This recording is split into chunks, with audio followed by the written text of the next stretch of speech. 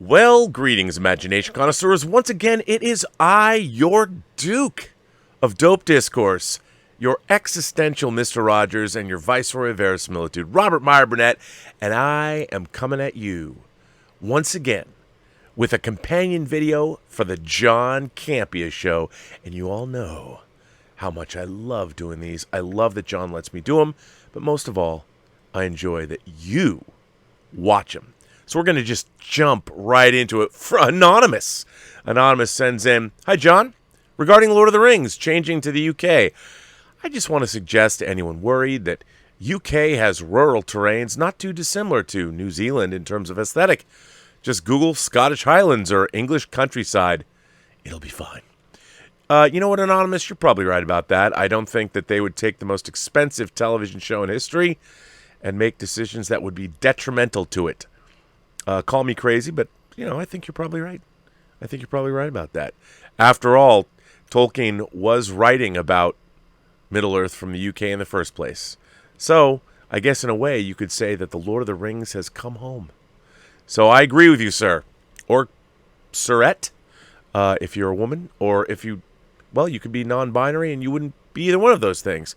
I don't want to assume anything about any of you that write in anonymously. Iceman says, "Hey, John, have you had a chance to watch the Val Kilmer documentary on Amazon yet?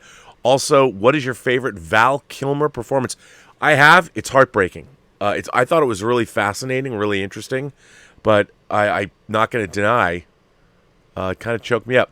My favorite Val Kilmer performance, I actually have two. Real Genius and The Doors. Those are my favorite. Although, Tombstone's pretty great too. James Argenta sends in a tip and says, "The Hollywood Reporter said Lucasfilm is looking to cast Sabine in the Ahsoka show. Do you consider the Ahsoka show a sequel series to Star Wars Rebels? I think the Ahsoka show could start around when Ahsoka picked Sabine up on the Lothal, the final scene of Rebels. That could very well be. I could see that, but I don't know. I don't know if I'm going to consider all of these new shows sequels or just part of the continuum of the Star Wars universe. Somehow I have hair in my mouth. That's what I would think. I don't, I think of Rebels and Clone Wars and Mando now and Book of Boba Fett and Ahsoka. They're all kind of part of the Star Wars saga to me. So I wouldn't call them sequel shows, but I guess you could think of it as that. We'll see what happens. I'm looking forward to it, man. Can't wait. Josh Mickle sends in a tip and says, "Just listen to 5 shows of yours cutting my grass with a push mower for 6 damn hours." Now that, Josh, that's some dedication. Before I pass out, what's the worst experience you've had doing yard work? P.S. Why 6 hours? My backyard is 10 acres big with 20 pine trees. I've been listening since 2012. First of all, Josh, that's a hell of a backyard. What is the worst yard work? Well, I can't even. I've never cut grass for 6 hours. I don't know why I have this in my mouth. 6. That's a lot of grass for a push mower, bruh. Shouldn't you get like one of those you ride those mowers? Wouldn't that be better? But you must be buff. You must look like Taylor Lautner or something, like the height of Twilight. But I admire you for that. But the worst experience you've had doing yard work, I have to say, I don't think I've ever had. I did a lot of yard work in my younger days. I don't think I had a bad experience. This might be nutty of me, but I kind of like yard work. There's something gratifying about it. At the end of the day, you feel a little manly. I like that. But Josh, you, sir, as Gaff said at the end of Blade Runner, you've done a man's job, sir. So there you go.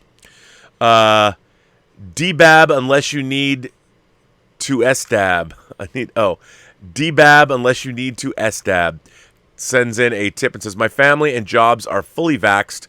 We are protected. At what point do we say as film fans that this COVID era is something we have to live with going forward instead of being in this cycle of delaying more films? When do we stop living in fear if you're vaxxed?" Well, I don't think it's about living in fear. I think it's about watching out for your fellow man, your family members, or whatever. The problem is the Delta variant especially is very infectious, and it's easily spread. I think, look, if you're vaxxed and you wear masks, I think you're doing your part. And I don't think you need to live in fear. I don't look at it as fear. I look at it as being personally responsible. But yeah, you're vaxxed. You already did that. Good for you. And just wear a mask. Why not? Hey, John, I wrote in a few weeks ago about feeling a bit iffy on watching Polanski movies. Well, I remember that. Well, I gave in and watched The Pianist, and wow, it was fucking fantastic. Have you seen it? What are your thoughts? That scene with the Nazi that found him at the end? I love The Pianist. I'm a huge Polanski fan. I don't want to really get into the problematic nature of what he did that he definitely admitted to and was guilty of. But I think he's one of our great filmmakers. I hope I can one day see his last film. But Rosemary's Baby and Chinatown are amongst my favorite films. And, it is a tough idea, the idea of separating the art from the artist. And I think it has to be a personal decision for everyone. Leo Milmet sends in a tip and says, oh, by the way, The Pianist, though, what a great film. My God. Adrian Brody, whoa, so good. Leo Milmet says, a weekish ago, I went to a secret classic screening at my local Cinemark, which ended up showing An American Werewolf in London, which I hadn't seen. Didn't you say it's one of your favorite horror movies? If so, agree. I haven't laughed this hard in years. Bruh. I saw American Werewolf opening weekend in 1981. Loved it still. It's a horror classic. It works as both a comedy, a drama, and a horror film. And I think, what a great, I can't imagine, how cool would that be? You go to the secret cinema and you rock American Werewolf in London. I don't think it doesn't get much better than that, Leo. Good on you, sir. Anonymous comes back and says, hey, John and Rob, this is my first time. Is it possible for Disney to change the structure of the premiere access to allow for the movie to be available just on the day it premieres in theaters? Thanks. Well, I suppose they would do that, but I just think that they're leaving money on the table. They want people to come back, so I don't think they're ever going to do that.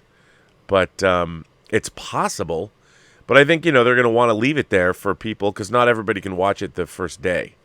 So, yeah. Interesting, though. James LH sends in a tip and says, hi, John. 1 or 2. One of the great things about being back at the cinemas these last couple of months is sharing my opinions on the John Campea Show. So my latest on Friday was Benedict Cumberbatch in The Courier. Excellent film, a spy thriller in the tone of Tinker Tailor. But as it's set around the Cuban Missile Crisis, this had the added element of being based on a true story. Benedict was excellent, with a cast including Mrs. Maisel herself, Rachel Brosnahan. This had me engrossed from the start. Have you seen it, or will you see this? First of all, James, I love spy thrillers, and I love the Cuban Missile Crisis. I mean, I wasn't born when it happened. I don't mean I love it as a thing. I mean, I love stories about the Cuban Missile Crisis, and I'm dying to see it. So I'm glad you dug it. That's exciting. That is exciting. James LH comes back and says, my problem now, John, after having a great time this past 7 days with Suicide Squad, Free Guy, and The Courier, I think I may have a different time with this week's UK releases, Don't Breathe 2 and Snake Eyes. But hey, that's what going to the cinema is all about. Yeah, look, I really love Don't Breathe 1, so I hope that Don't Breathe 2 is good, but I'm not going to hold my breath. But I hope it's good. And Snake Eyes, yeah, I don't know, man. I don't know. Russell Amador sends in a tip and says, hey, John, wow. The rave reviews for Free Guy had me with some high expectations, and man, they didn't disappoint. Saw it Friday right after work and loved it. Epic cameos and scenes you won't believe. Comedy, action, and romance beautifully done. Well, Russell, I haven't seen it, but John certainly loves it, and a lot of people love it, so I can't wait to see it. I would imagine you would have a good time. The real CEO of Zevia sends in a tip and says, listen, Mr. Campea, you sell me on why I should sponsor you and tell me what a Zevia movie would be like. These days, we think of Zevia as the choice fizzy drink for all the cinema lovers. I think this could be the beginning of a beautiful friendship. Well, I have to tell you, I can't speak for John, but I'll tell you this. John's, he evangelizes the greatness of Zevia to a lot of people. And I would say that myself, I'm a tough sell. And I don't like every no-calorie soda drinks. But I have to say, CEO of Zevia, I am a new convert. I can't get enough. That ginger root beer Zevia, not only that, not only is it a great drink on its own, it's also a great mixer with Jameson. And your zero-calorie cream soda, I'm a cream soda guy, and your ginger ale and your cola, those are the flavors that I've had. They're all good. The drink's a little expensive, and, I could go broke drinking as much as I do, but it's a fine drink, sir. And I would say that it's amazing, and I dig it, man. That ginger root beer. I wish I had some more, but I as soon as I get it, it disappears. I wonder why. What would a Zevia movie be like? Well, I think that Zevia would probably be, in this day and age, a drink that would give each drinker some kind of extraordinary powers, whether it was mental powers, whether it was physical powers, maybe it was powers over time, powers over flight. But each different flavor of Zevia affects an individual in a different way. And you have to drink it and see what happens. Chip sends in, oh my God, Chip. That is a very Chip with the generous tip. Thank you, sir. Thank you so much. Keep up the great work, Campea. Your show is a daily habit and so entertaining.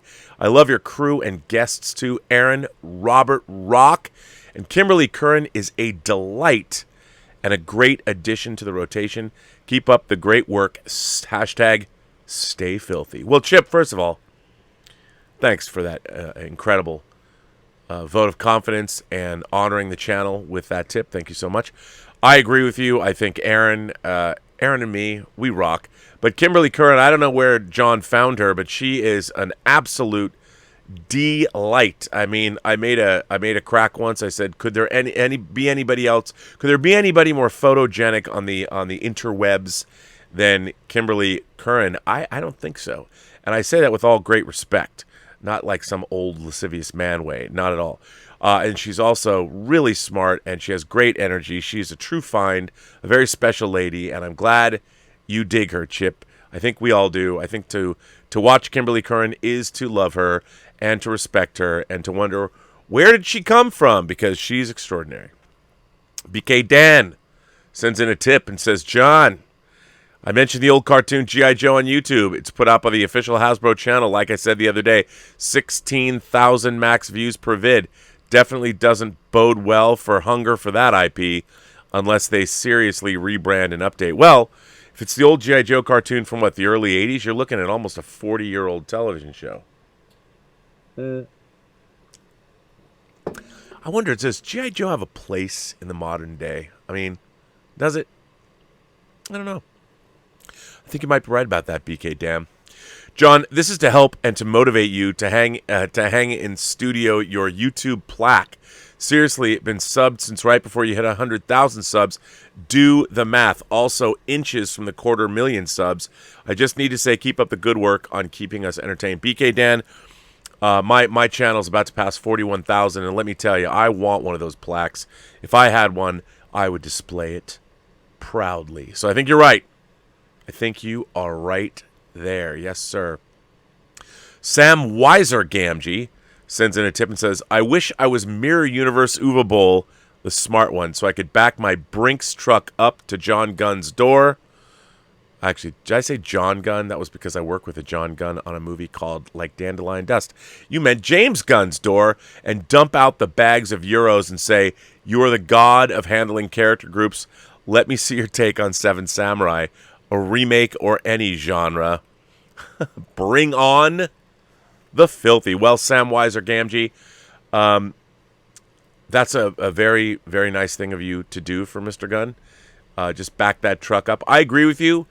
I mean, hell, I would like to see him even remake The Dirty Dozen and go all in, do a World War II epic. But yeah, I'm glad that, if you're the smart Uwe Boll, you back up the Brinks truck. I like that. That's very funny.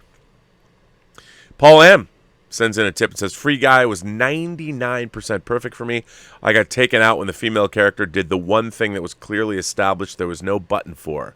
The last-minute Easter eggs were a nice touch, too. On a normal year, it would have hit 700 million. Go see it, people. Man, I'll tell you, there's a lot of love out there for Free Guy, which I haven't seen. But, man, a movie that's with that kind of adulation, definitely something I need to get behind. You know what? Even if I don't end up seeing it in the theater, it's a must-buy for me on Blu-ray. So, or actually 4K. I promise you, I will buy it. The 8th sends in a tip and says, John, please send help. I got the voice of Christoph Waltz saying, ooh, that's a bingo, stuck in my head. It happens, you know. Earworms are not just songs. They're definitely dialogue, lines of dialogue. You can't forget them once you've heard them. Game over, man. Game over. So, yeah.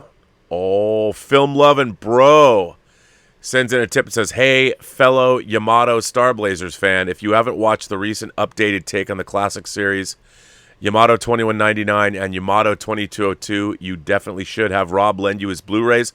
Also, hope Rob knows a third installment, Yamato 2205, is coming. Okay. Film loving bro. First of all, for those of you who don't know, there is a Japanese animated series that I believe debuted in Japan in 1974 called Space Battleship Yamato. And the Yamato, or as we say Yamato, but Yamato, or as they say in Japan, Yamato.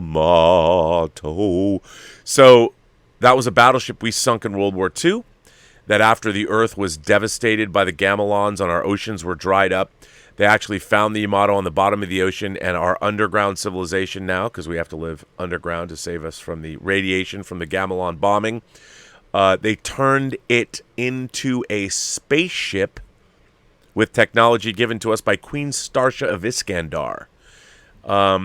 And then the first time I saw it, it was the first 2 seasons were they were dubbed into English, and they were significantly toned down because it was a pretty violent show for kids.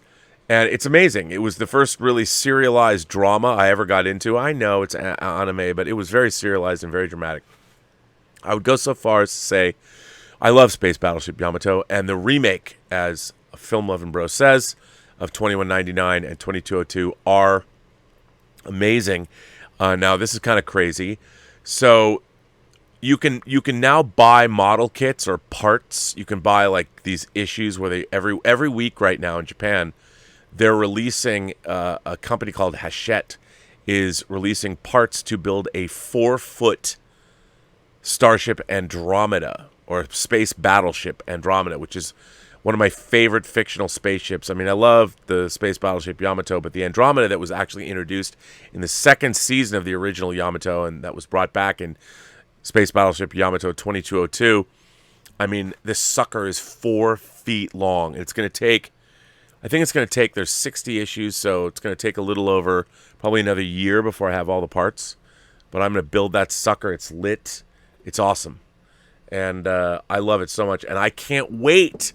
2205 is going to be an amalgamation of Arrivederci, I believe, Yamato. Or maybe it's they're combining it with Be Forever Yamato, which is an amazing movie that was after the series. I can't wait. Cannot wait. So Film Lovin' Bro, you and I definitely park our shuttlecrafts in the same shuttle bay. Capri Grant sends in one of 2. You know, I recently just rewatched Black Panther, and T'Chaka didn't have to kill his brother. He had disarmed him before stabbing his claws at him. That was unnecessary. Instead of a stab, he could have just knocked the air out of him. Why are people making an issue out of a non-issue?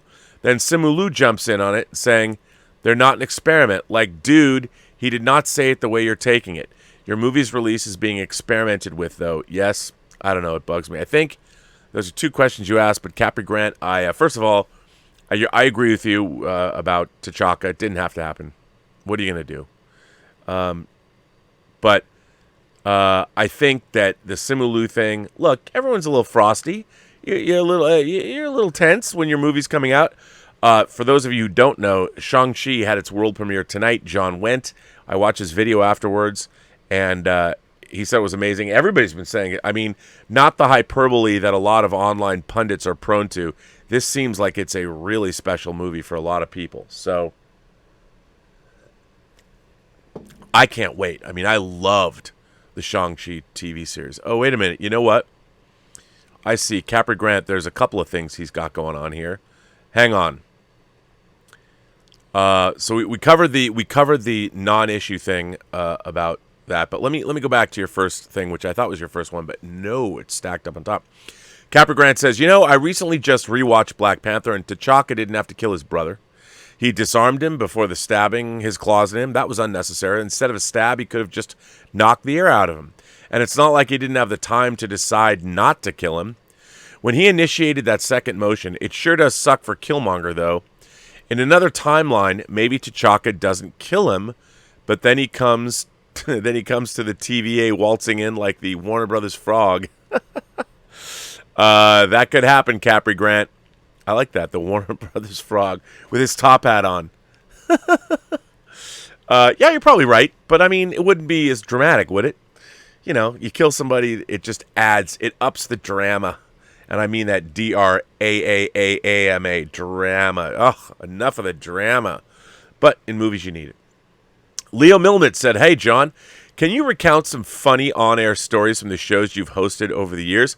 I just rewatched the show where you realize some of your viewers are younger than the MCU. By the way, I was 5 when Iron Man came out, and I'm about to start college now. Well, Leo, congratulations on starting college. Funny on-air stories from the shows you've hosted over the years. See, I've really hosted shows. I've always been guests on shows. I host my shows. But that's right. Why aren't you all subscribed to the Burnett work? Please, run over there now. Subscribe. I don't know, man. The funniest, nothing comes to mind. Like, what's the funniest thing? I think the funniest shows I do are when I have my mom on. I actually randomly call my mom when I'm live on my YouTube show and talk to her. It's pretty damn funny. That was the first thing that popped into my mind. NCK sends in a tip. This is 1 of 4. All right. I knew you would not agree with my opinion of Harley, and I saw that it divided the chat. I was provocative, my bad. But I think what I said about her. Good character, but not enough to be that important for the audience. John, I promised to do what the people who insulted you at the time you announced Affleck would be stepping down as Batman didn't. I have strong opinions on certain subjects, but I'm fair. A movie like The Birds of Prey with Harley for the main character is a commercial and critical success. I will admit I am wrong. Yeah, it's more or less a bet, my friend. With the exception of a Joker and Harley movie, because in this case, people would come primarily for the Joker. Yeah, I don't know. I mean, I don't know if Harley Quinn can exist in her own movie yet. I haven't seen that, although a lot of people online, I hear a lot of, if Kathy Tan, she was doing what James Gunn was doing first with Birds of Prey. I think it's a little different. But I can understand why people say that. I think you might be right, though. I don't know if Harley can carry her own movie and have it be a raging success. I don't know. It's a good idea. It's an interesting question to ponder. Caleb sends in a tip and says, my idea. How about a show featuring Weasel as a Jack the Ripper-esque serial killer, but focused on Flag or some of Waller's lackeys bringing him down? More along the lines of a true detective, but Weasel. Man, I don't know, man. I don't know if you can take that character seriously. I was happy Weasel, spoiler alert, maybe I shouldn't get into that, but and I won't. But I was very pleased with the fate of Weasel in Suicide Squad. But do we want to make him a serial killer? A bad guy? I guess he is a bad guy, so that would make me sad, though, because I like the Weasel. Ethan Holgate sends in a tip and says, I did it, John. I took your recommendation and did a Free Guy and the Suicide Squad double feature, and you were right. What a fun experience that was. Loved Free Guy in my 4th viewing of the Suicide Squad. The same woman who served me my tickets, she said, oh my God, seeing me again. Well, Ethan, it's nice to be remembered by the ladies who tear your tickets. But yeah, dude, it's good, man. It's not hard to see a good movie, isn't it? I mean, don't you love that? It's great stuff. Great stuff. So I'm glad you had a fine day and took John's advice. Corey sends in a tip and says, 1 or 2. Hey, John, 2 things. First, in an interview with IndieWire, James Gunn addressed people discussing if he'd want an R-rated Guardians, and he said no, but if he could do an R-rated Marvel movie, he'd like doing a Drax movie. This seems unlikely, but would this be interesting? Second, further news on Wes Anderson's next film after French Dispatch is that Margot Robbie joins Tom Hanks, Bill Murray, Adrian Brody, and Tilda Swinton. Is it possible to put into words how exciting this sounds? No, and I think they added somebody today. In addition to that, I can't wait. I think it's going to... Oh, Scarlett Johansson.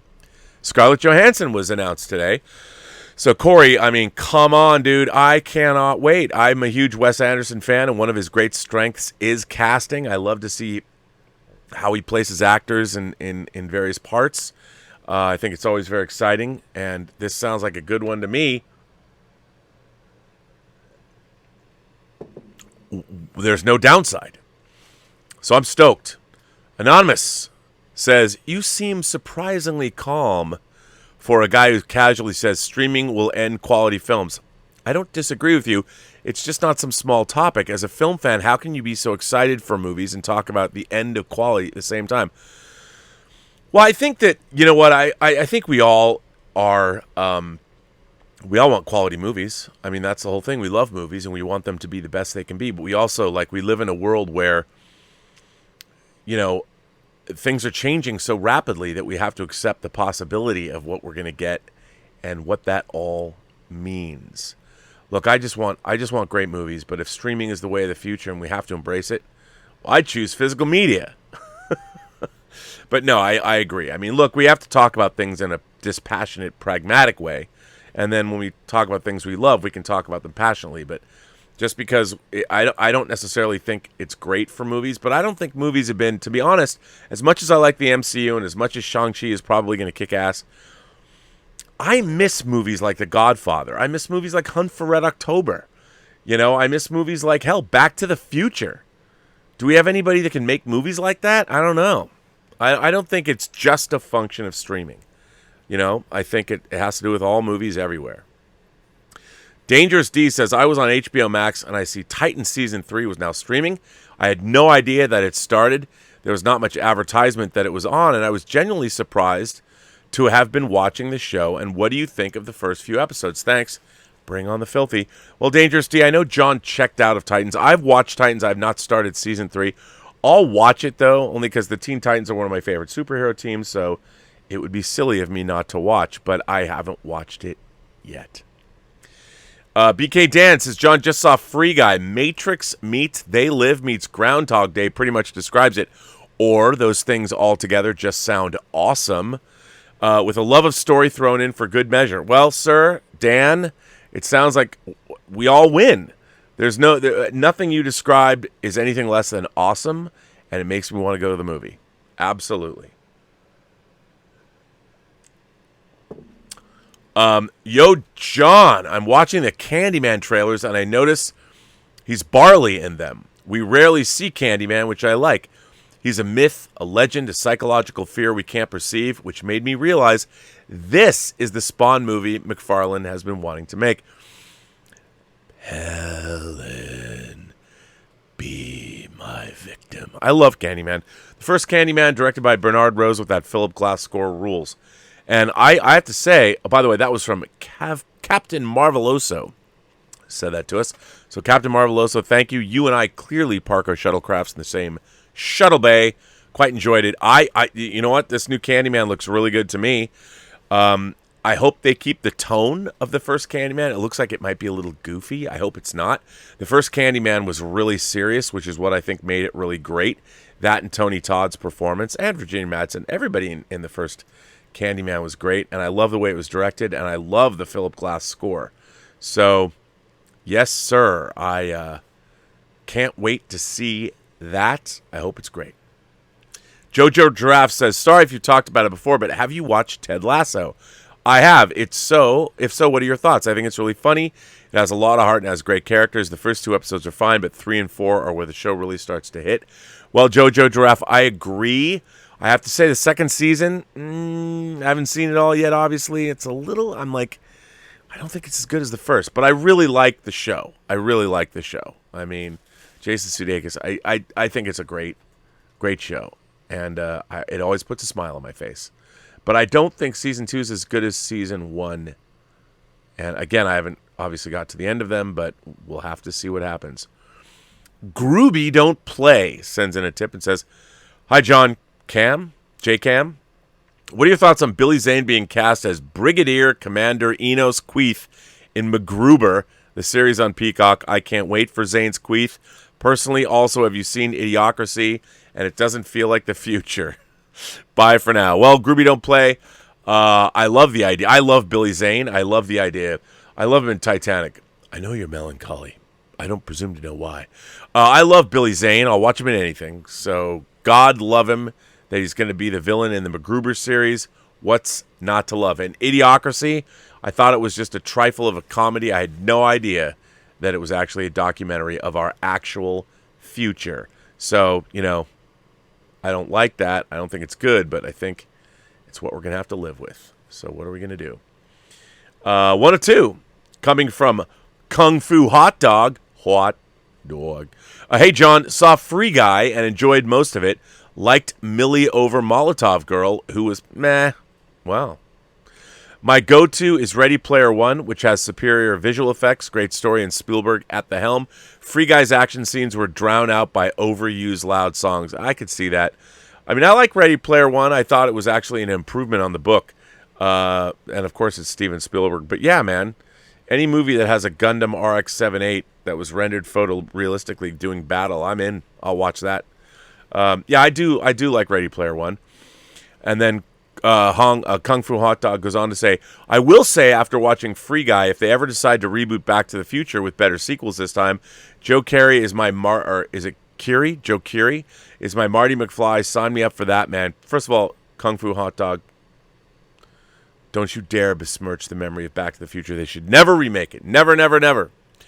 Curious about the Adam Project from 2022, which reunites Reynolds and Sean Levy. Me too. Look, I think they had a very fruitful collaboration this time, and I would like to see it continue. BK Dan says, John, today in entertainment history, the iconic Woodstock Festival opened in Bethel, New York, August 15th, 1969. Forever changing music festivals and concert events, 52 years, and still relevant and being talked about today as something legendary. Yes, Woodstock was an amazing occurrence. For those of you who don't know what Woodstock was, it was a concert, sort of a protest concert in the late 60s, and everybody who was anybody basically showed up for a very muddy weekend of song. And if you don't know what Woodstock is, there's a great movie that I actually have on Blu-ray called, go figure, Woodstock, that shows some of the great performances, live performances, the musicians that played. So, yes, I didn't realize that. 52 years. That's amazing. 52 years today. Wow. Wow. Andy Hong. Is it Hong? Andy Hong tips 1 of 4. I can finally stream HBO Max directly from my LG OLED TV, and it's a lot smoother on my TV than it was using my Fire TV Cube. Apparently, LG has had HBO Max since early August. HBO is like the A24 of TV content. I like that. That's a good one. They know how to deliver high-quality TV product like it's nobody's business. Also, I love Warner Brothers content, and I'm a big fan. And yet, it boggles my mind how something as big as Warner Brothers could have botched what should have been a streaming service that's in the top 3 with Netflix and Disney+. Its user interface could still use some work, and outside of my LG TV, it has often crashed. I took a look at the Google Play Store and saw that Disney+, Netflix, Hulu, Amazon Prime, and Peacock have consistently high ratings, and then there's HBO Max with a 2.8 out of 5. Well, I think, Andy, hang on, you keep going. I hope Discovery can fix this, be more competent in the future than the people who previously ran it, and push HBO Max more into the limelight. By the way, Discovery has higher ratings on Google Play than any of the aforementioned services. Yeah, I think it can only help. I'm really looking forward to seeing where it all goes. We'll see. But you're right. I mean, I like HBO Max a lot, if nothing else than the content they provide is amazing. They really have the Tiffany, Andy, the Tiffany of programs, and their stuff is great. It's great. Andy goes on to say the competitors on Family Feud are lucky as hell that Dominic Toretto doesn't compete against them, as he would be incredibly intense and competitive since nothing is as important as family. I love you, John. Bring on the filthy. Well, Andy, I hope the filthy was brought on for you over this weekend. I hope it was as filthy as you imagined. I want to thank you for generously supporting the show that way. That was very nice. Orange Grove 55 sends in a tip and says, Chapek has been with Disney 30 years. Iger and Board knew what kind of an exec he is, yet still pushed him through. Big blemish for Iger's legacy, in my humble opinion. Well, I'm going to chalk all this up to growing pains, Orange Grove. Maybe Chapek will have a bigger, better future with the entire Disney group, but maybe he's just not cut out to hold the reins the way he is. I mean, he might have been there for a long time, but that doesn't mean he's necessarily the best guy for the job. But I think we should give him the benefit of the doubt. It looks like he's mucking it up a lot, but I'll give him some time. Ben Rayner, 1 of 3. Hi, John. I hope you had a great weekend. Talking about one-season shows, have you seen the show Life on Mars? I did, and I really liked it. It's a remake of a British show. It's about a cop from 2008 who gets hit on the head and wakes up in the 1970s. Yeah, I really liked it, and I wish that the American version didn't get canceled. The whole season is about him figuring out why and if he could get back. Cast is good with Harvey Keitel, Michael Imperioli from The Sopranos, and Jason O'Mara, who was on that Terra Nova show. It's a great show, and even though it lasted one season, it ended in a solid and satisfying way. It's streaming. I think you would like it if you'd seen it. Want to know your thoughts. Thanks for all. Bring on the filthy. Well, Ben, I think that show was great, and I liked it, and I wished it had come back, but it didn't. I understand the reasoning, but yeah, I think that would have been great. I like Life on Mars, so I'm all about that. But John should watch. I think John would dig it, actually. And I don't know, maybe he's seen it. I don't know. Terrence Fisher. What have you been doing, Terrence? Make another movie. 1 of 3. John. I'm highly disappointed. Saw Free Guy opening night the same day you discussed the AMC debacle. I get to my favorite theater inside AMC, which is the Dolby Theater. I sit down and I realize the recliners have gotten smaller.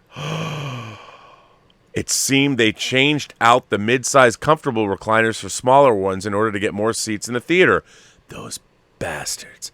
Barely had any room and was quite uncomfortable eating my popcorn. I was lucky enough to have a few empty seats on both sides of me, but I imagine when the theater gets full, patrons will be just as close to each other as in theaters with regular stadium seating. Well, that's bogus, which is not only uncomfortable, it takes away from the joy of the Dolby Theater. And it's bad for COVID. What the hell is MCA doing? Well, Terrence, I haven't heard this before. Did I say MCA? AMC. This is distressing, man, because the whole point of going to their Dolby Cinemas is those great recliners. You can kick back. But now, what kind of sorcery is this? What do they think what are they trying to pull on us? It's kind of like what the Jabbas were trying to pull on Owen and Baru Lars. Hey, what are you trying to push on us? Actually, pull on us. What did I say? Anyway, Terrence, I feel you. Nosferatu sends in a tip and says, this is for Rob. Really? Thank you. This is for Rob. Just remember that John Campea thinks mayo belongs on hot dogs. Oh, man. He needs to keep his Canadian crap to himself. Laugh out loud. Just kidding. I love you guys. Well, Nosferatu. We love you too. And I don't know, why would John Campea put mayonnaise on a hot dog? Bruh, that's just not done. I mean, I put ketchup on a hot dog and I feel guilty. You got to have at least ketchup and mustard. Why are you putting mayo on your dog, dude? No. No. Not good, John. Nosferatu. Goes on again and says, if Marvel had decided to use Thanos as motive from the comics, could Marvel have made it work, or is this an example of something that works better in the comics than rather on the bad screen? You mean big screen? I'm personally glad they changed his motive. I think you mean he was trying to impress death. Yeah, I think that would have been too much. Even now, even with the introduction of Agatha Harkness and the whole supernatural realm, yeah, I just think it would be too much. It would be too much to ask. I think you're absolutely right. Maybe you could have made it work, but it's too... I like what the Infinity Saga did, how it, as fantastical as it got, it kept it down to earth. And I think that they needed to do that, so the horror of half half the universe's population as seen through the eyes of people on Earth was horrifying. Horrifying. Caleb says, did you see McFarlane's Spawn movie has a new writer? I saw that. Are you excited for this project at all? And does this increase the chance that it ends up happening? For me, I just wish Todd McFarlane gave up on directing and got someone new. Look, I read the first 100 issues of Spawn. I really liked it. I liked the art. I thought the characters fun. But the movie, that first movie, it was not good. They couldn't decide what they wanted it to be. So I would love to see another Spawn movie, as long as it turns out great. So maybe the new writer can finally crack it and make it into something that Todd McFarlane and company would want to see. I hope so, because I like the character. A Frog and a Fart sends in a tip. What's the most disturbing film you've ever seen? Wow, that's tough. You know, I look, a Serbian film for its reputation is quite disturbing. And so is Salo, The 120 Days of Sodom. I think that those are the two films I've seen that are most disturbing. But the first time I ever saw it, a movie called Blood-Sucking Freaks, I didn't like. I thought it was really offensive. Didn't enjoy it. So there you go. Let's see. Outer Here. Where is the beginning of Outer Here? I don't know. 3 of 4, you say. Outer Here says, I don't know where the first of you is. Outer. Did I miss you? Well, I'm only going to go with 3 and 4. As it probably works out cheaper, I know coming from a working class background, I could see my parents favoring that model. We would probably have Saturday night movie night as we did renting a movie from Blockbuster. Oh, so you're talking about streaming and why you would do first premiere like Black Widow or something that was available immediately. And maybe once on a birthday, take advantage of the theater experience as a special treat. Whereas singletons like me, who has to only buy one ticket, opting mostly for the theatrical experience, streaming movies like Mulan probably works for many families. Okay, Outer Here, I can assume that since you're talking about streaming, the differences between people that want to stay home and people that actually go out to the movies. And that streaming, look, I think streaming is probably a good option, especially for families. I'm a cineast, so I really like going to the theater and having a great experience. But, there's also, for distribution, it's not as great out there as it used to be. I mean, all the theaters I went to growing up were these giant big box theaters. It was one theater, and they were huge, and they didn't necessarily turn them into cineplexes and multiplexes. That happened later, and I did miss all those theaters. And I love the theatrical experience. Love it, love it, love it. So I think that's what you were saying, and I think you're right. I mean, I love the theatrical experience, but I think there's a place for both. McCrap says, Ryan Reynolds just said Disney wants to make a Free Guy sequel, and I'm beyond happy. So's John. Love the movie. Also, Emma Stone just closed a deal for Cruella 2, and I bet we'll soon hear the Jungle Cruise sequel announcement. Sequel meetings have already happened. Yeah, I would imagine so, because Disney's looking to build those new franchises, and by God, why shouldn't they? Why shouldn't they? Dangerous D says, what if J.K. Rowling sold her Harry Potter universe like George Lucas did for Star Wars? There's so much to explore in that universe. Create new characters, explore Hagrid's origins, the Weasleys, how Hogwarts was made. Would that be a great idea? Dangerous D, I think that'd be a great idea, but I don't know how you could do any of that. You can't build the Harry Potter mythology without J.K. Rowling doing it, because it's all of her mythology. So if you sold it to somebody and they hired rando writers to create stuff in the Harry Potter universe, I think that J.K. Rowling would not be happy. Not be a happy camper unless she had complete oversight as to what is collected and what is changed or what is adapted or what new characters are being introduced. I think it's J.K. Rowling's Harry Potter world. We all live in it. So, Dangerous D, however, a fine question. B. Wayne NYC. Actually, no, it's Milton. Milton, a really nice guy, sends in a tip and says, what are your favorite movie posters? Oh, wow. Among my favorites are RoboCop, a great poster. Hellraiser, Back to the Future, and Jaws. Those are all fine choices. I'd have to say that some of my favorite movie posters in the world, the original You Only Live Twice poster, the Bond poster. I love Jaws. I love The Rocketeer. I think The Rocketeer from, 1991 is one of the only great modern movie posters. But I like posters like Star Trek The Wrath of Khan and Star Trek The Motion Picture. I think those are great. I like anything that's painted by Amsel, like the original Raiders of the Lost Ark poster, Drew Struzan, all the grand masters of poster art. I love them. Love them, love them, love them. So, yeah. But your choices are great. Back to the Future, Jaws, Hellraiser, and RoboCop are all great, great posters. And they've all got pretty singular images on them, which I really like. A single striking image. It's not just a Photoshop of a bunch of heads. So I like that. I like that the subjects of your favorite posters are in your face and just up front. B. Wayne from New York says, John, after watching a show the first week, or last week, about the D. Johnson renegotiated Jungle Cruise contract, it got me thinking how that might go. So, Mr. Chapek, don't you think we should really revise my JC contract? Doesn't matter what you think. Your candy asses just make this happen. Well, why not? I hope, B. Wayne, that you survive that fight, because I think it's a good one and worth fighting for. Logan James Kynaston sends in a tip and says, hey, John, lately I've been going back to watch all the classic Universal Monster films. I just recently rewatched Bride of Frankenstein, as well as old classic horrors. Do you have any favorites? I love Frankenstein from 1931 and House of Wax starring Vincent Price from 1953. Those are great. I also do love the original Dracula. I think is amazing. And I love The Invisible Man.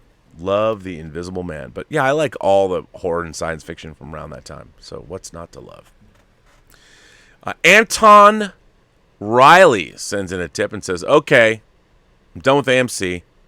I went to see Free Guy at my local AMC on Friday. Saw on their website a 2 p.m. showing, so I show up to the theater at 1:50. But to my dismay, I see a note on the doors that says, due to unforeseen circumstances, we won't open until 4 p.m. Well, so I went, it goes on. So I wait for 2 hours, so this is still Anton Riley, in the nearby mall, only to come back to see a Sharpie written over the time, delaying it another 2 hours. Oh my God, that's so annoying. At that point, I was done. Usually I'm lenient to these things happening, but something about the timing after the announcement of showtimes being reduced and ticket prices going up smells fishy. So I'll just be going to my local theater chain, Imagine for now, same distance away from my house in a different direction, cheaper ticks, and they have recliners, unlike my local AMC. Well, Anonymous, that sounds academic to me. You already know what you want. So, why not? Why not do that? Jonathan says, I saw Free Guy, and I have to be honest, I love this movie more than Suicide Squad. I had bigger laughs, and it was just an overall more wholesome experience, for sure. Movie gets better the longer it goes. A grade A. And John, don't just have a good day. You have a great day. Well, I'm sure you will. Well, that's what I hear. People like Free Guy. They talk about it having a lot of heart. Again, I'm going to see it. I'll be able to opine on it when I do. And I can't wait. Because, more people than not are saying how great it is. And I'm looking forward to it. Jonathan goes on to say, Free Guy is a movie I want to see over and over and over again. The more I think about it, the more I love it. I saw it at the Alamo Drafthouse with my parents, first for them, and they loved it too. Also, sweet, sweet fantasy, baby. Mariah Carey, man, woo, I love this movie. Wow, Jonathan, you slipped in a little filthy there at the end. Good for you.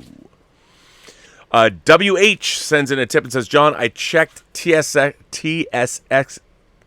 Why can't I say TSS? TSS's box office performance. That would be the Suicide Squad. I find its domestic box office performed poorly, but its foreign markets are much stronger, excluding China. Other movies like GVK, Black Widow, Jungle Cruise is at 50-50, but any TCC's domestic is only one half overseas. Any thoughts? Well, no. I mean, I wish it got more money. I think it's a lot more clever and more fun than its box office grosses would say. So that's a bummer. But maybe it'll have a second life on video or something. I mean, one can only hope. This next one comes from Wesley Cunningham. Hey, John and company, I've been loving the show since 2013. I think you can guess which review, laugh out loud. But my question comment is on the AMC price increase. Wesley goes on to say, Could it have to do with not just normal short-term gains, but actual targeted strategy to push more people toward A-list? With all the subs paused during the year, shutdown and A-list being the direction AMC was headed, could you see the single-digit price increases as their attempt to incentivize people to just shoot for the subscription? Yes. A short answer, Wesley, yes. That's very astute. And Wesley's not done. He goes on to say, then once they're in the theater, it's just you smell the popcorn, so you want it as normal to get people to the concession stand. Let's all go to the lobby. I would imagine, at least. Yeah, man, I think you're absolutely right about that. I mean, look, it ain't show friends, it's show business. And they love the movies, obviously. If you work at a theater, you love the movies. And if you own a theater, obviously. But they want to make money. So They need. Look, it doesn't behoove them to charge a big upfront rate because they're big marketing. The thing they make the most money on is refreshments. So you wouldn't want them to lose that. Wesley Cunningham, his fifth question says, not a business expert by any means, so feel free to rip apart any giant holes in the theory. I don't think there are giant holes. But from the talk at how bad Aaron has been, I still wouldn't be surprised if there were some. Has Aaron been bad? Keep bringing on the filthy. A good question. I think they're looking for revenue streams like the A-list. They want more people to join up because that's like free money every month. And, of course, you get people to get those sweet, sweet concessions and you make the money. So, you want to get people to come into your theater as much as they can. And I would think dropping prices is good and then allowing people, buy as much junk food as they want, making a ton of money. Jonathan sends in a tip and says, also no spoilers, but guy versus dude has to be the best fight scene in 2021 so far. Well, not according to John Campea, who saw Shang-Chi tonight. He says it's got the best martial arts since The Raid. My beloved, or as I like to call it, The Rad. Come on, John. Really? Come on, dude. For real? I guess we're going to find out. I see Shang-Chi on Wednesday. We'll see. I'll report back. Also, no spoilers, but Guy vs. Dude has to be the best fight scene in 2021 so far. It had the biggest theater pop for me ever, and I cheered like hell. If you saw the movie, you'll know when I cheered and why. Yes, Jonathan, I haven't even seen the movie, and I know what you were cheering for and why, so that's very good. I'm very excited. The Chris Vargas said, hey, John. So recently, Bob Chapek said that Shang-Chi would be an experiment about the company, or for the company, and instantly I thought about that time you would pay to go to the movies just to see the Star Wars trailer. I did that. I went and saw The Siege with Denzel Washington just to see the trailer for The Phantom Menace. That was a real thing, people. It was a real thing. That's how fanatical we were. Do you think Disney wants to do the same with Spider-Man? I don't know. I mean, I read something today that said they're going to show it at CinemaCon first, and then they're going to release it. Remember, we're still a little ways out, but I think we're getting to that sweet spot. I mean, it opens in December, so you've still got September, October, and November before you even get to September. It's still mid-August, so I can understand why they might hold off. But I think we need to see it. I think they got to see it. I mean, my God, now that Shang-Chi apparently, well, we'll see if it's going to be a hit, but people seem to love it. I can understand why they don't want to get into the way of that. I mean, they release a Spider-Man trailer now. People start talking about Spider-Man when they should be talking about Shang-Chi. But they're, I think that's why they do it. So yeah. But yes, I don't think it's about going to the trailer, but I think people, whatever, they'll do whatever nefarious deeds they have to do to make you want to go to the theater and see stuff, which is good. Monster Nom Nom. I would imagine that's a Suicide reference. Hi, John. Do you think the DCEU started at a disadvantage to Marvel due to the audience's preconceived notions of past cinematic iterations of Superman and Batman in the 70s and the 80s, whereas the MCU could start with more of a blank slate? Maybe. I mean, I think that DC, I was saying this on the show today, this idea that they don't care about a cinematic universe. They want Avengers money. That's what they want. And they think that, the reason that the Marvel Cinematic Universe works so well is the planning that goes into it. And even when it goes a little bit awry, there's enough people there to know how to steer the ship and make it great. So I think I think DC is better off as doing the exact opposite. make more single film visions. I mean, obviously you can have a Christopher Nolan and make a trilogy if you want, but look at the diversity between Wonder Woman, Joker, and Aquaman. I mean, maybe Aquaman with its Hell's a Poppin' fantasy imagery, it looked like a 70s prog rock album cover. I was so there for that. I mean, I know it's not everybody's thing, but I enjoyed how different James Wan's vision for Aquaman was than I expected. I mean, he went full on fantasy Ray Harryhausen. I couldn't believe what I was watching, and I loved it. Loved it. It made me feel like I was 6. You know, I think that's amazing, and I did love it.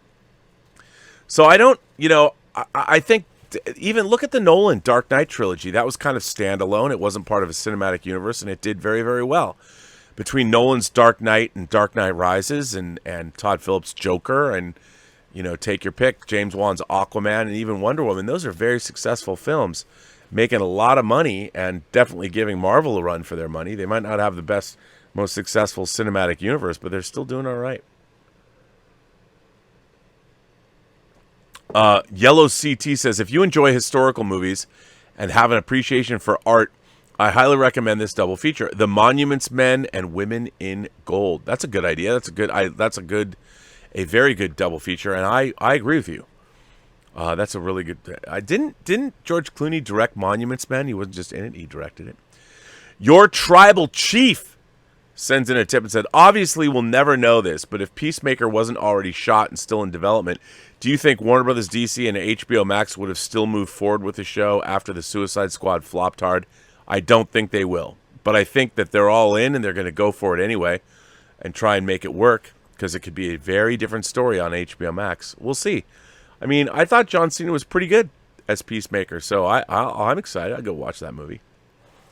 Tell him Steve Dave tipped $5. Says, John, you're right, but listen. Titans Season 1 was a curveball and maybe not the best way to go, but Season 2 is fantastic.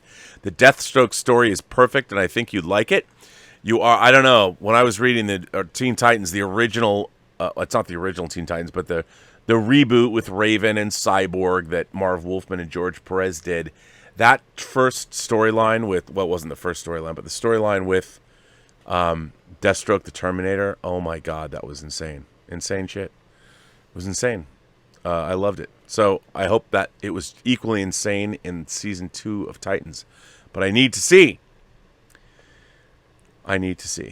So, hey, if it learns from its mistakes, okay. The overall tone, I didn't recognize the comic that I didn't think the show was. I thought it would be more like, if this sounds strange, I've said it before on the John Campea Show, that I'd much rather see like the Friday Night Lights aspect of the Titans kind of added back into it. I miss that about the Titans. Tell him Steve and Dave goes on to say, same can be said about Rick and Morty. Season 1 was fine, but it picks up significantly in later seasons. Also, any interest in the sci-fi Chucky show? Not for me. That doll terrorized my childhood. Black Mirror is good because each episode's standalone to watch more. Love Black Mirror. Tell him Steve and Dave. Loved Black Mirror. It's so good. So yeah, I am with you. I'm with you there. I can't wait to see that. And yeah, the Chucky show, I don't know. If it's good, I'll watch it. It just kind of looks dumb. Maybe it's, I mean, are we still scared of dolls? I guess we are. Tell him Steve and Dave goes on and says, also, if you could only watch one of these shows and the others disappear from existence, what would you choose? The Boys, Umbrella Academy, Invincible, the upcoming Secret Invasion, upcoming Lord of the Rings show, and the upcoming Shogun. Yes, I went there. I would... I'd probably take the Lord of the Rings show and everyone else would disappear. Look, I already saw Shogun. I don't need to see the remake. And I want to know. I'd take the Lord of the Rings show. Yep. And do they have to disappear? I guess they do. Gabe sends in a tip and says, hey, John, I just got out from watching Free Guy. I got to say that was the most fun I had at a movie theater in a long time. Gabe, right there with you, Studley. I love going to movie theaters, and I really miss them. I've only seen Fast 9, and I don't even remember what was the other thing I saw. Fast 9 and You guys must know. I saw Fast 9 and I can't remember. I'm too tired. I'm exhausted, to be honest. I don't remember. What the hell was it? Oh, Army of the Dead, which I hate. I hated Fast 9. I hated Army of the Dead so much.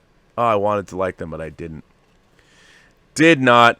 Hey, John, saw the Suicide Squad this weekend with a friend of mine. He is what we call a normie. He didn't like it. He turned to me in the car on the way back home and asked, why was Patrick Starr in this movie? Made me chuckle, laugh out loud. Well, yeah, that would make me chuckle too. Come on, man, you got to take Suicide Squad in the spirit it's intended. You got to meet it on its own terms. It's the only way it can be done.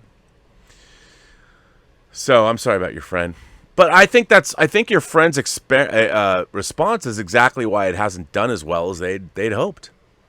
Because, like you said, the normies, they're like, what the hell is this? And they go see it, and they're like, it's not for me. What's with the talking shark? Sam Fisher says, regarding the comic creator getting paid $5,000 for movies, shouldn't all of that stuff fall under royalties, or is it because it's work for hire, royalties don't apply? Is it written into their contract, and they don't profit off the character outside of the books? Well, that's right. I mean, unless you negotiate some kind of if you're going to do a creator-owned book, and you're going to publish it through DC, and you make merchandising rights, but they own all those characters. So there's really nothing you can do. And work for hire is like, hey, do you want to write comic books for us? We're going to pay you, say, $5,000 or whatever we pay you, and you're going to do a 9 or a 12 issue miniseries for us, and that's what we'll see what you can do. And so yeah, it's you don't get. What do we know, kids? You don't get what you deserve. You get what you negotiate. And unfortunately, these are contracts sometimes decades old, and they haven't changed. So when they go and they finally make a movie, Marvel isn't even obligated to give the creators anything at all. And while you think, okay, well, they're making $1 billion a movie, that's I know. And that's something that it's a tough call, but Marvel's under no obligation. I mean, we're talking legally under the law. I would say if you adapt, I've said this before, Ed Brubaker's Winter Soldier storyline, you should give him credit. I mean, they called it the Winter Soldier. He created that concept. They should pay him like any other creator, even though technically they already own the work, so it's hard to do that. But I think they should. Sam Fisher says, I already answered that, Sam. Sam Fisher goes on to say, what I really loved about Gunn's Suicide Squad was that he brought back Harley's black and red color scheme. I hated the bubblegum and cotton candy hair Ayer gave her that then proliferated through the comics and into the Harley animated show. Man, isn't that crazy? Because everybody wants to follow the real actress when they play Harley. They don't want to go back to her cartoon anime-looking origins in Batman the Animated Series. It's kind of a weird thing, but I understand why they did it. But I thought she looked great in the black and red. Looked great. Loved it. Loved it. Sam Fisher says, have you talked about Netflix casting Catherine Zeta-Jones and Luis Guzman as Morticia and Gomez Addams in their Wednesday Addams series? What do you think about the casting? Not my first picks. Not that they're both not really talented. First of all, if you look at the original Addams Family comics, Gomez looks kind of goofy. Not kind of, is goofy. So I could understand where they're going for or what they were coming from when they were trying to figure out who to cast. And maybe, Tim Burton or something came across that and made that choice. But Catherine Zeta-Jones, I mean, come on. And Luis Guzman, I think it's kind of perfect casting, to be honest, especially if you know the comic strips. Sam Fisher goes on to say, this past Saturday was Free Comic Book Day. It was, I forgot. It was also my birthday. Well, happy birthday, Sam. I picked up several books, including the new 52 Suicide Squad run, some Squadron Supreme books, and a hardcover of the first Dune book with a series introduction by Neil Gaiman. Well, that's a great haul, Sam. That's a birthday haul if ever I heard one. Congratulations and happy birthday. Sam Fisher says, you recommended Slugfest. I love that book, and I've reread it many times. I would like to recommend a book called Superman is Jewish, about how heroes like Superman and Spider-Man are rooted in their creator's Jewishness. It really speaks to me because I'm Jewish. Well, then, Sam, you'll understand what I say when I say Yerushalayim Shel Zahav. I believe that. That's actually interesting. I mean, the idea of Superman was like the immigrant experience, and I do think that's part of where superheroics came from. I mean, you had immigrants that wished they had more in life, even though they'd come to America, and writing those stories are what gave them a release, and that's why we have the characters now that we have. And I think it's pretty great. I love the idea that Superman is really, he's an immigrant, and I do love that. And the fact that, like, in the 30s, especially in the 40s, so many Jewish immigrants coming over because of the war. And, I like that. And I'm also Jewish. I was raised Jewish, so even though I was adopted. But, yeah, I did find out later my biological mother was also Jewish, which I was like, yes. Anyway, Sam Fisher talked about... He wants to know, what's your favorite story from Slugfest? I think mine is the Man-Thing, Swamp Thing story where DC released Swamp Thing a month after Man-Thing, and Marvel threatened to sue. Did they? But no characters. I think it was Len Wein and Gary Conway, who were roommates at the time. While Wein came up with the Swamp Thing on the train, he probably got the idea from seeing Conway's Man-Thing work around the apartment subconsciously. I like that idea. I think it'd be kind of cool if that were true. Sam Fisher says, we will likely never see Avengers versus JLA because of rights issues, but we did see Avengers versus JLA. Maybe not movies, but the comic was cool. Actually, I have the Absolute Edition right down there. It would be functionally the same as Roy Thomas creating Squadron Supreme to be a pastiche of the Justice League. Not the same, but as close as I think we'll get. I don't know. I mean, look, you'd have to have a lot of people cooperating. It would obviously be Warner Brothers or HBO Max in partnership with Disney. I think that'd be pretty cool. I'd like to see that. It'd be good. Superman Steve says, hey, John, it's been forever since I've written in, but I just want to share a really fun fact for yourself and Rob. Did you know that Transformers Dark of the Moon is the loudest movie in cinema? How cool is that? Superman Steve, that's very cool because I had to tell you, I used to be an apologist for that movie, for liking Dark of the Moon. I love it. I mean, as far as how much can you love a Transformer movie? Well, enough that I can have no problem saying I love Dark of the Moon. I think it's really, really, really good and a lot of fun. And the special effects in the Battle of Chicago are insane in the membrane. They're also off the chain. They were good things. Loved them. Ryan Lohner sends in a tip and says, put me down as loving the Captain Carter what if. And I'm pretty sure they weren't deliberately starting with a story that didn't change much to ease us into the concept before the other episodes go nuts with it. I think so too. I think it gives us grounding. I like it. It opens up the possibilities. It gives us fan favorite stuff in there, which I think is great. And I thought it worked pretty well. So I enjoyed it. I mean, there wasn't a lot to it, but I do want a Hydra Stomper with Steve Rogers pilot figure. Come on, that stuff. Come on now. Sam Fisher says Simu Liu has every right to voice his opinion, but if I was a studio exec, I don't know if I would hire him if he keeps telling tales out of school like this. First, the article interview he did about the execs at Kim's Convenience, and now slamming Disney. Look, the guy's a working actor, and when he gets hosed, he should be able to talk about it. But apparently, the movie's really good, and as John says, winning everything is about winning, and when you win, everything else is forgotten. So hopefully, Simu will be happy with the reception of this. Maybe they're that much further along to getting a Kim's Convenience movie. Who knows? But you could be right. I think it's just a little embarrassing for them right now, but I think they're going to go ahead and make it. They're going to make it. They're going to make a lot of money. I'm hoping that Shang-Chi might be the first 100 million grossing film for the weekend in these pandemic times. If it's as good as people say it is, I want to see people roll out for it. Andrew Mark Bridson sends in a tip and says, hi, John. Love the show. Longtime fan. I was wondering what your views are on the teenage Cassie Lang recasting and what it means for Ant-Man and the Wasp Quantumania. Thanks, John. Well, she's growing and changing. I don't necessarily think anyone... Look, it's probably not right for me to say this, but, were people really clamoring to see her again? They want to see Ant-Man and the Wasp. I don't mind if they recast that role. It doesn't have enough of a presence for me to care, but I can understand they should they could if they wanted to. So they are, and they did. So I just have to get used to the recasting, and hopefully for the best. Anonymous sends in 1 of 3 tips. Wow. I see a lot of people on the web saying that Simu Liu is complaining a lot when Bob Chapek says that Shang-Chi is an interesting experiment for them.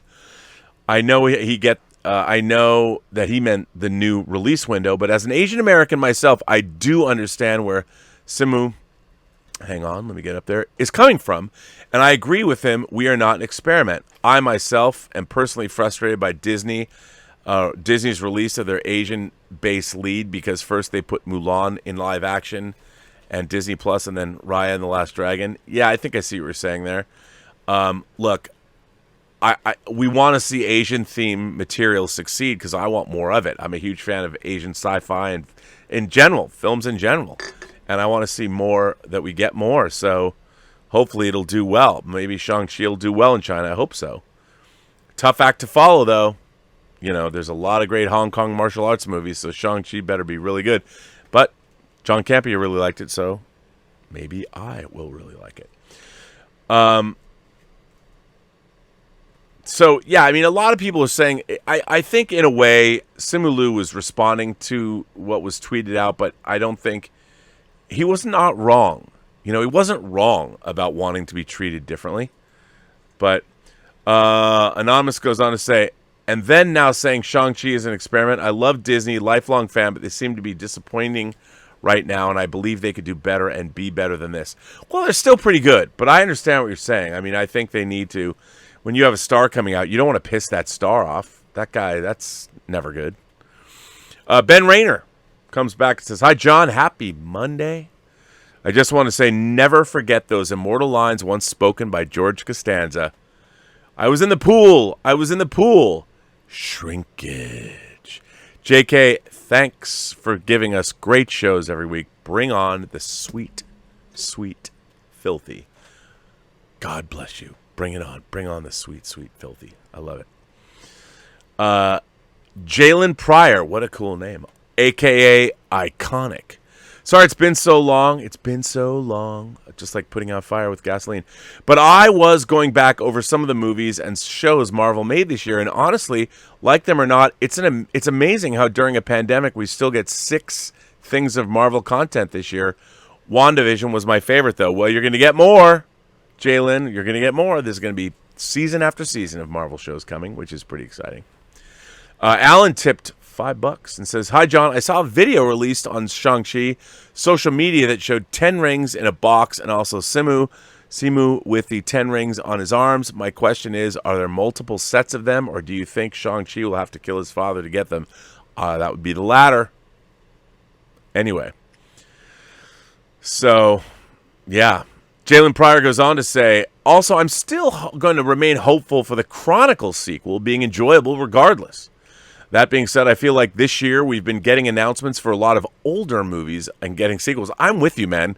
What's with this whole mining the baby boomer era and be like, we're going to make a remake of something that came in 1984? Like, why? I mean, I get it, but that audience grew up and they're not here anymore. So, what are you going to do? Hancock is next on the list. I like Hancock. Come on, man. Charlize Theron and Will Smith. Yeah, they fly around and beat the shit out of each other.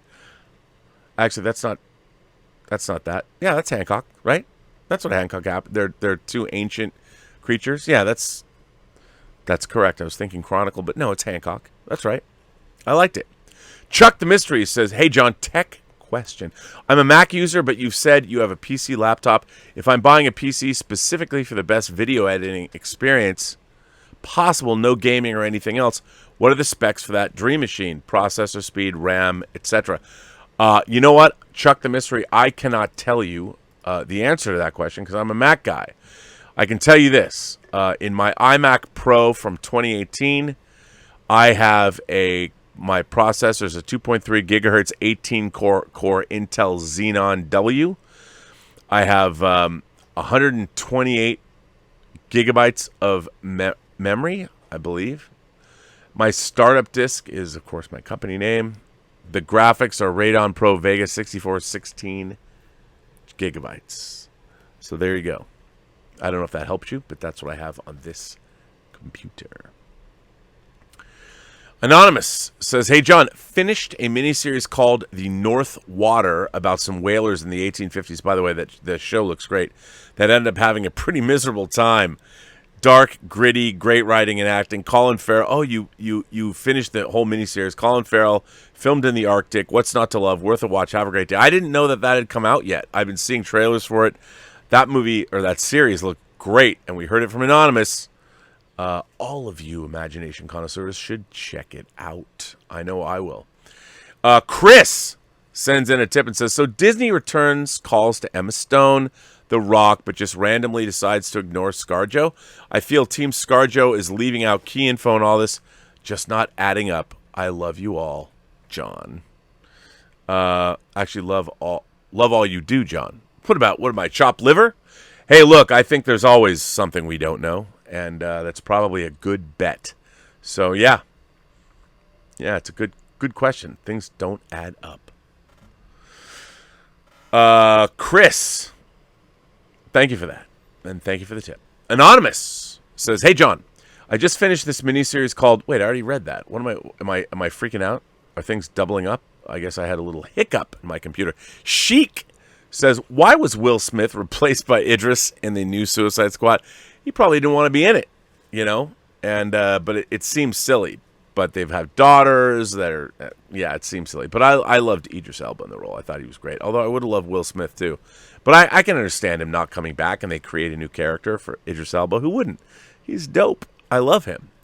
But yeah, and that's probably what happened. Or, Will Smith said, I'm not going to come back. I'm not going to go through that again. And so they moved on. Maxwell and the Apocalypse says, well, John, my question is simple. How much better do you think the Suicide Squad would have done at the box office if it was PG rated? Also, let's throw in theatrical release only. It might have done a lot better, but it would have been a different movie. I don't think people would have liked it nearly as much. I think the irreverent attitude taken by the filmmakers, especially James Gunn, is what made that movie as fun as it was. And, I think you needed him. But what can you do? BK Dan says, John, from what I see, that about a third of people in the chat and across the Twitterverse are looking at the experiment comment from Chapek as seeming racist. I don't agree. I just wanted to bring up the point of view from the darker side of views. BK Dan, I'm with you. I don't think it was racist. I don't think it was meant to be. I think he was specifically speaking about business because that's what he was on, an earnings call. And, Simu Liu was, I think, excited and wants to make sure the studio is supporting the movie 100%. And, that's what happened. I think like you, I think that if you got to look at it in the context, why was that conversation had? And it was had in the context of donors. And they needed that for those various reasons. And I think that's something people need to be mindful of. Yeah. So that's kind of what I think. What's DW mean? DW Dunphy. DW Dunphy says, in your opinion, does Bob Chapek really want Feige to stay at Disney, or is he trying to squeeze a potential threat out of the Disney family by taking these talent jabs out into the public? Feige may be the golden goose, but cumulatively, these feel less accidental. Could very well be. Could be him trying to show Bob Iger to the door, but I don't know. Maybe. I just think that these kinds of publicly humiliating things, that spats that go on with stars, is just counterproductive. It's just not good. Not good. I don't think it's good for anyone. So I can't believe they're happy about it. All hail John Campea says, hey, John and Rob, I wanted to see is your perspective of Pacific, or see what your you're asking, if I get it right. Hey, John and Rob, I wanted to see your perspective on Pacific Rim 2. Personally, I don't think it was as good as the first one. I think they tried to do way too much to top the first film. Personally, for me, it didn't work. Thanks, and bring on the filthy. Well, all hail John Campea. I love Pacific Rim. Love it. And, part of it was that, like, the cyborgs fight the kaiju at night. It's hard to do. Everything happened in broad daylight in the second one. In Starship Troopers, what did I say? Starship Troopers? Pacific Rim 2, Uprising. It was totally bright. It was, like, during the day, I get it. The reason they hide things, like when they made Godzilla, it's hard to CG render these things. So if they're at night in the rain, you can get away with not rendering them as clearly. And I remember, I just didn't like it for that reason. It looked too fake to me. It was just, everything was during the day, and who likes that? I didn't. Anonymous says, "Hi, John. Love the show. John, I have taken your advice, and I've finally got off my ass to get started on a film project." Oh, good for you, Anonymous. That's the best thing that we can possibly hear on the show. An adaptation of the classic Robin Hood tale with a different take. I'm super excited about the idea. Keep up the great work. Well, we're excited about you realizing this dream. I love it. Making films I think it's an inherently positive act, and it adds to the tapestry of humankind. I said it on the show before, but I really believe that. So kudos to you. Keep us posted. Send us pictures. Are we going to get invites to the premiere? Because that would be pretty dope. Anyway, just saying, no pressure. You don't have to do it. It's fine. I understand. But I love the fact that you're making your own movie. I would say to you, and I mean this with great respect, you break a leg. You break a leg. Anonymous sends in a tip and says, "Hi, John. Love the show." Oh, I already said that. I thought it was another one. Oh, what? This is the end. This is the end. Do. My only. Well, I guess. Wow, I went through these. Well, we've been going for an hour and 82 minutes. That's pretty good. Pardon me, not an hour and 82 minutes, a total of 82 minutes, an hour and 22 minutes. I want to thank you all for being here. It's so much fun to read these questions. I really love doing this. I love interacting with all of you. I want to say thank you, first of all, to John Campea for allowing me to read these questions. I want to thank all of you for sending us these questions with your generous tips.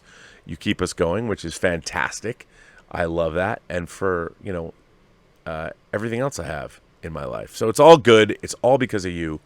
This was a lot of fun. I love that John lets me do them. Thank you for watching. My name is Robert Meyer Burnett. You can find me on Instagram at Robert Meyer Burnett. Find me on Twitter at BurnettRM, or find me on my own YouTube show, The Burnett Work.